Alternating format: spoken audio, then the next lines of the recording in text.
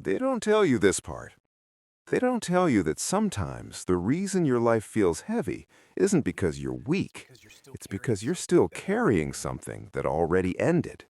A conversation that never happened, a relationship that changed you, a dream that expired but never left your mind.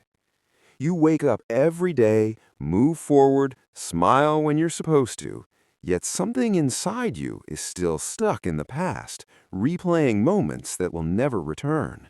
And the truth is painful but simple. You cannot move forward while gripping what was never meant to stay.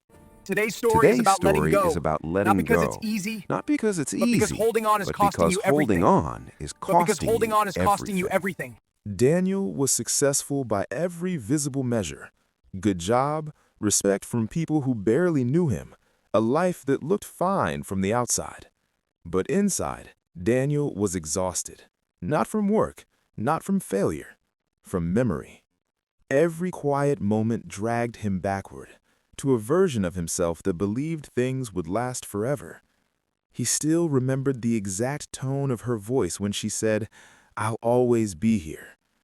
He remembered the plans they made casually, as if time was guaranteed.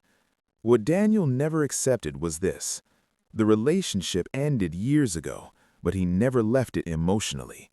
He kept replaying moments, rewriting endings, asking questions with no answers.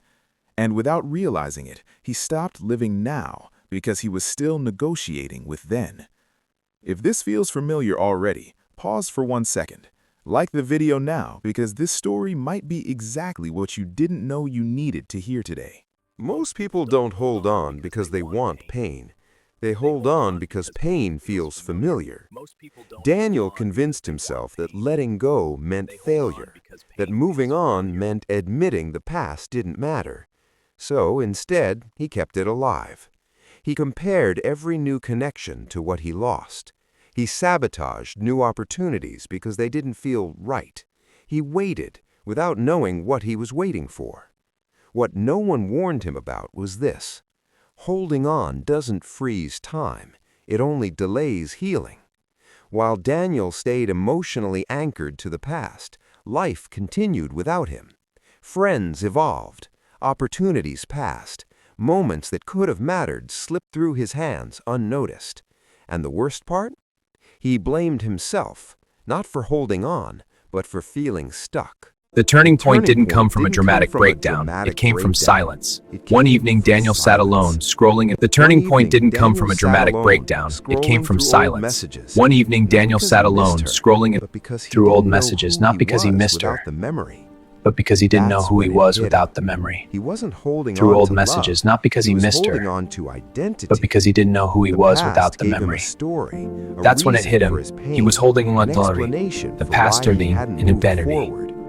Letting go That's when felt it hit him. terrifying, He was holding because on it meant to standing the alone past turning without in excuses. infinity.